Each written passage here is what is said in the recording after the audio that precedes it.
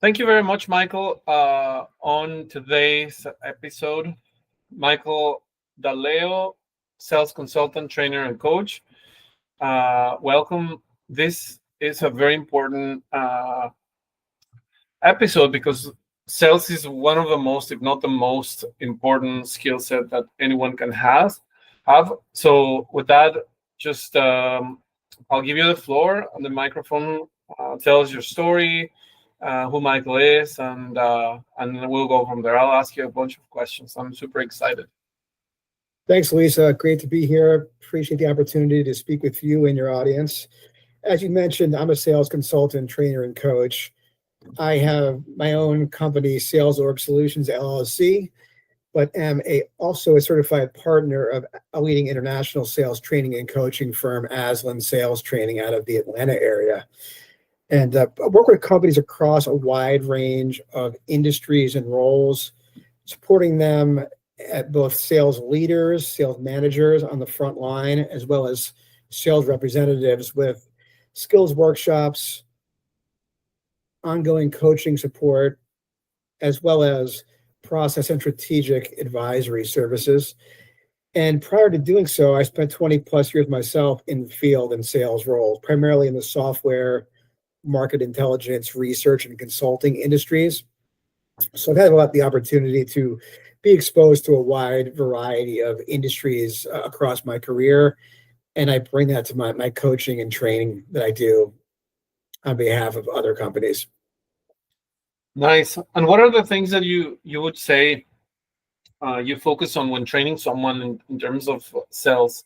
What are the KPIs that you focus on the most? Is it, and I'll ask you about styles and things like that. So what are those things that you notice as a professional with these people? Sure. Well, I think there's the qualitative and quantitative components to things. And it's important to recognize that, yes, we're training a company. It's usually sponsored by a company. They have their own goals for sales performance improvement. It's important to start with that, but also recognizing that each person has their own personal goals and desires and objectives for the training. They have different functions, maybe have different skill sets, different personal objectives, and what they want to accomplish, not only through the training itself, but for their ongoing careers. So I think it's important to speak to as many people as possible prior to a training or coaching engagement, get to know them individually and understand where they fit into the overall corporate objectives. And then in terms of actually quantifiable KPIs, it's not simply a question of revenue improvement over a set period of time, 30, 60, 90, 120 days out from the training, or it's more so also important to realize that things like win rates, time to close deal, the health of the pipeline, not just in terms of volume of opportunities, but quality opportunities, how fast those are progressing, the minimizing and downplaying stalled deals, being able to get to a point where we have enough information on opportunities that our forecasting becomes more accurate. So a lot of times it's simply not enough to say, okay, we've increased sales and there's a correlation between what we did or even a causation. That's important, of course, but at the same time, our margins improving based on increased efficiencies and things of that nature. So I think it's a holistic approach, but realizing that each individual isn't starting from the same place and maybe participating in the same overall program, but when it comes to ongoing reinforcement and coaching, recognize that each has their own unique needs and may have taken different things out of the program and need a different level or style of ongoing support going forward. Mm-hmm. I've noticed with that said, when you have been selling for a long time, even if you get coached or you get some advice and you start acting on it, the old bad habits come back again if you don't reinforce. I think that's what you mean when you mentioned reinforcement. Otherwise, like you just like come back to the old garbage and whatever outputs you put in or inputs, the outputs are going to be the same. So insanity means doing the same thing and expecting a different result. You raise a really important point. I mean, sometimes the most experienced salespeople are the hardest to develop in terms of getting to change their habits and ideas. They may things that may have worked 10, 5, even 2 years ago may not be the case anymore. So they often can bring a lot of knowledge and experience to conversations and dialogues, but at the same time can be more resistant to change. And I think that anytime anyone engages and participates in sales training or coaching, it's a sacrifice in terms of their time. A lot of times they view that as, you're taking me away from the phone or client meetings. It's hurting my potential to sell and do my job. But I think when you properly prepare them, understand their goals and objectives leading up to the program, not simply showing up one day and hoping that it works, Yeah. and engage them actively in the process of developing and personalizing the program, they're much more likely to be responsive, get more out of it, and view it as an investment in themselves, as opposed to something their sales manager made them do that they don't want to do. Yeah, and that also trickles on into management, when like the bad habits could also be coming from top, and this is how we've done it for 20 years, and like those kind of things that need to be just from the root, just taken out. Yeah, completely. I mean, the mindset, the approach, how people are being coached and developed. A lot of times managers are confused, like a pipeline review with a coaching session, or they make it a very selfish one-way conversation where they want to just get information that they need to report up to their VP or CRO for forecasting. It's not about actually helping the rep. There's a lot of great managers out there as well, but many of them have been removed from the customer and frontline sales so long, they're very out of touch. And that can inform poor product management and product development decisions and so forth. So I think it's critical for sales managers to be active participants. My organization in ASLAN provides sales manager training and coaching as well. But I think even when the training is focused on sales reps, it's important that the managers not only participate in developing the program, but also join and participate it. And then going forward, continue to coach the reps based on the learnings, stay involved in deals, go on customer calls, listen to customer call recordings and so forth. So when a sales rep tells a manager, this is what I'm seeing in the market, we need to get this information to product management and marketing, they're hearing it firsthand. It's not an excuse to complain from the salesperson. This is what customers are telling us. How can we use this information as an opportunity to get better and serve them better? Because when managers are too far removed from selling or the customer, they become very set in their ways and unresponsive to the needs of their team and their customers. Yeah, that makes absolute sense. So it's a team effort for the you could say maybe the daily 1% better strategy, where like recording transcripts, analyzing calls from reps. How can we improve closing rates and show up rates and all this stuff as a team, not just we need to push our sales reps to close. No, it's an effort from everyone. So how can we support our reps with items with value for our clients and things like that? When it comes to the style, Mike, that you recommend, I've seen lately people, they don't want to be sold. Obviously, there's more and more the consultative process instead of the Wolf of Wall Street kind of like style, like force, like the close rate and things like that. How's your process? What do you like? Yeah, absolutely. I mean, I think that it's important that you're consistent in your approach and you're providing value throughout the process, and you can help a customer envision what it would be like to work with you in your company before they even become a customer. So I think it's harder and harder to reach people today. They're busier. They're getting more and more messaging from more and more channels. So you need to be effective in terms of reaching people with relevant content. And I kind of start with the philosophy that, yes, I want to advance a sale if it's in the best interest of the customer. I want to win business. I want to be successful in my role in generating revenue for my company. But I don't want any interaction with me to feel like something that's regrettable.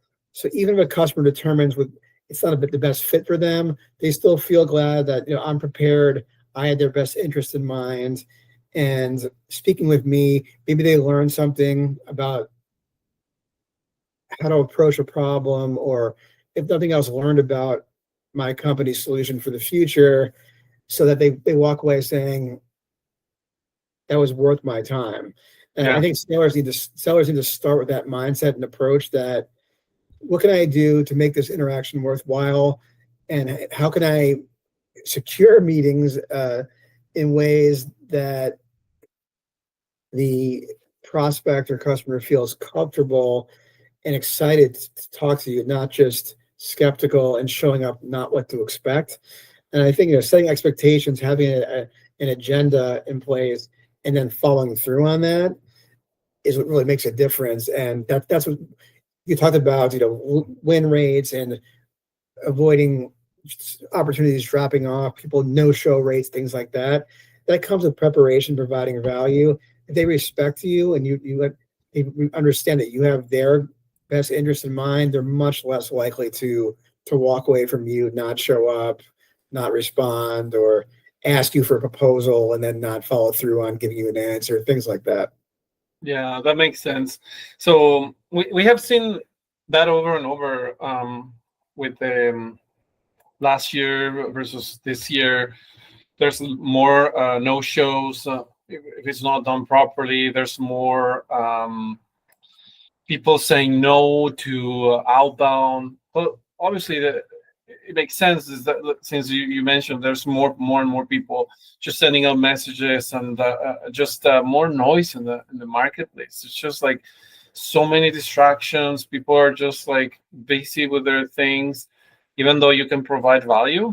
So we need to be very creative on how we engage and provide value to the buyer persona and just help them. Like you said, we want to help them. It's not, yes, we want to sell and everything, but we really want to help them to be That's better. evident. Absolutely. And I think that there's a lot of sales training and coaching out there and marketing coaching that stresses the importance of being concise and so forth and focused in the communication. I think it's absolutely true. But at the same time, I think some people have taken that too far to the point where they're so casual and informal. And most key decision makers in companies are still kind of Gen X, baby boomers, and so forth, older millennials.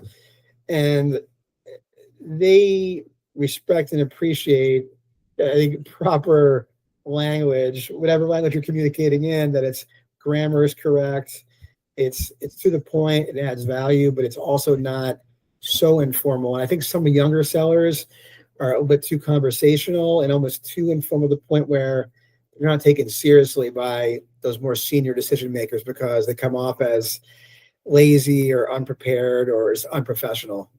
Mm-hmm. Yeah, and yeah, in my case, with my experience, just taking it as with a grain of salt, is obviously the epiphany of the person looking at themselves before and after working with you. So that, what does that mean?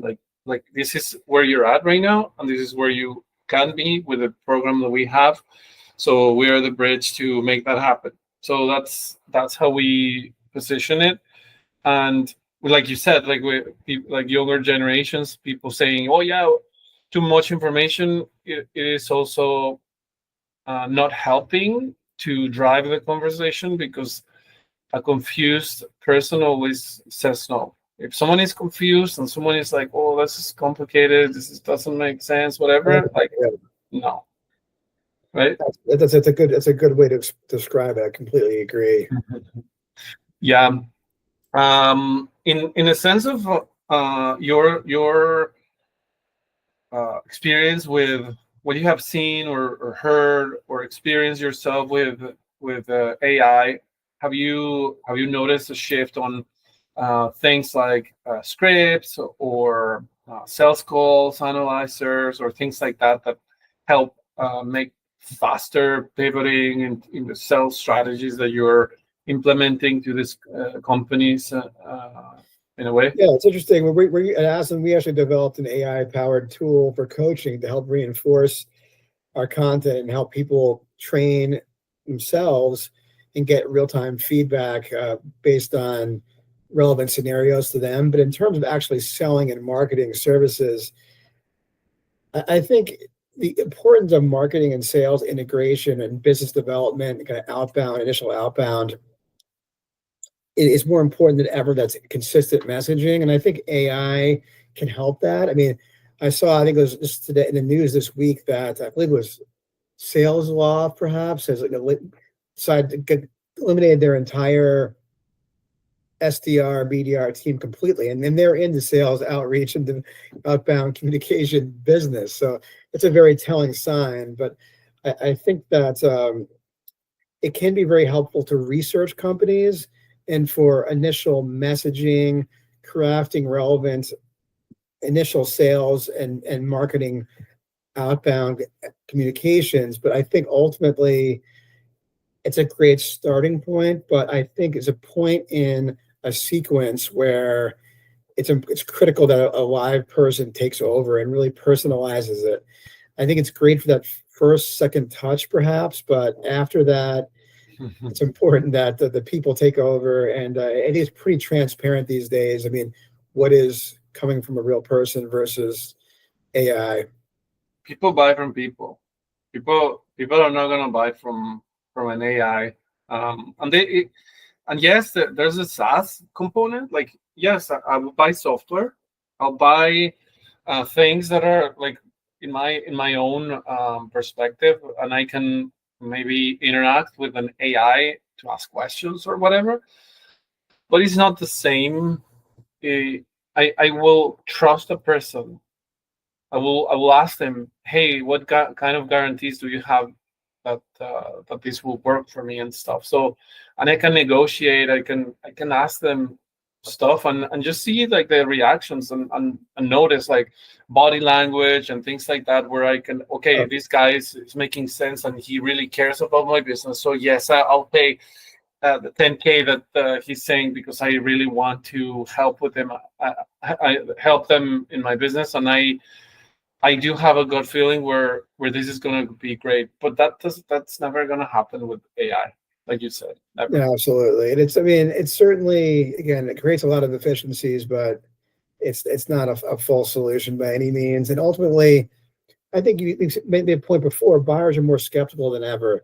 They understand that people have customer references. They understand they have case studies. They can explain how it's been implemented in real life. And the people that have worked with other customers are the ones that are going to be able to explain that and communicate that in a way that resonates with customers. And yeah, that's not going to happen from AI. Exactly. So what we have seen work with AI is the appointment setters. Appointment setters, 100%. I can fill a calendar, no problem with appointment setters. But closing, no.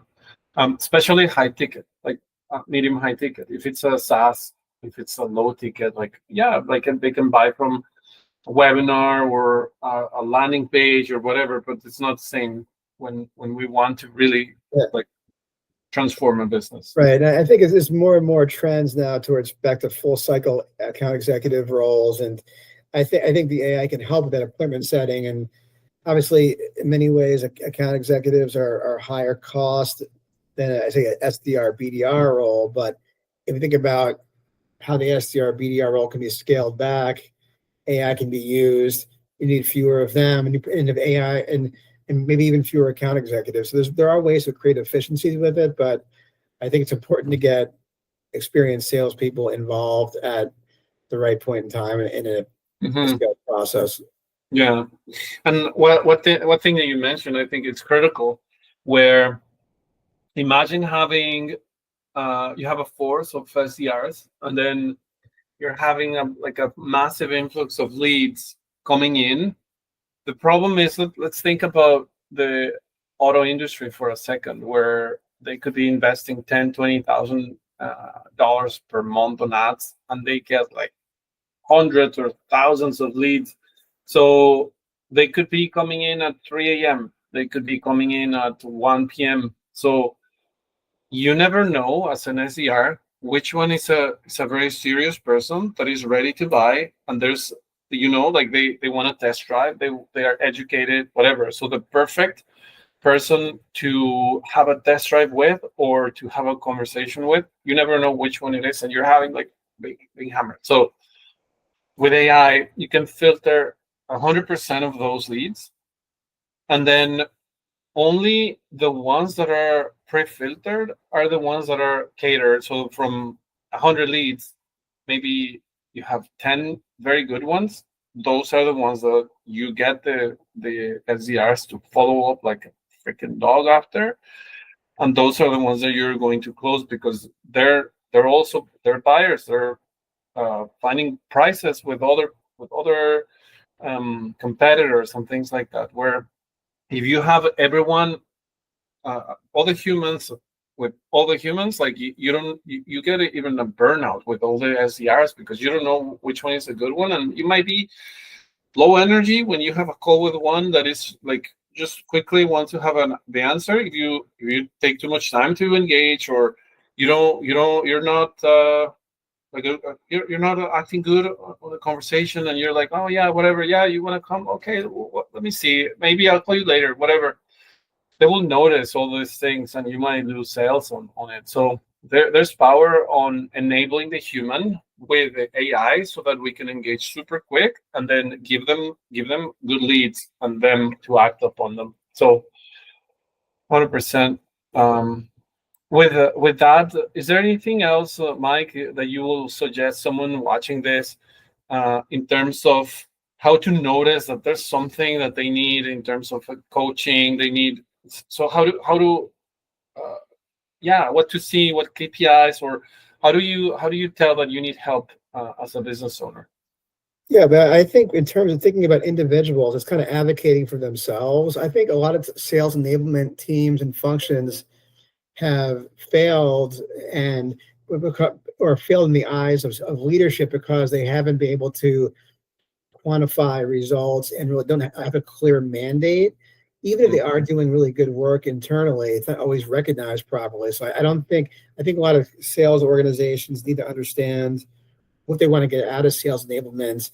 But as an individual salesperson, it's important to be transparent and accountable and open with your manager about what you need in terms of development. And in turn, he or she needs to be open to creating an environment where people feel comfortable with being vulnerable, asking for help, not feeling if they have a question or if they feel like they're not so great at one particular thing, they're going to be judged for that. So it starts from the top down and creating a culture of learning. But also, I mean, I mostly work with corporations and teams, but occasionally do individual coaching. There's a lot of good lower cost resources out there for self-development. So I think individuals need to realize that it's partially on themselves to invest in their career and even put themselves through a sales training or coaching program. It can be paying tremendous dividends for them in their career, give them credentials, and have someone with a third-party perspective to help them. So obviously advocate for it internally, but take on your own development and take advantage of resources that are out there. It could be buying a really good sales book. It doesn't have to be an expensive training program if your company's not going to deliver one for you. 100%. With that, I thank you very much, Mike, for being here today. We will be sharing the link of your LinkedIn profile for someone watching or listening to this. They will be able to engage with you. And with that, that's absolutely. Thank you. Thanks for the time. It's great being here. I love the conversation. Yes, anyone that wants to reach me, send me a connection request, mention this podcast, and I'm happy to talk, even if it's more of just an informal conversation. So thanks so much, Elise. This has been great. Thank you, Mike.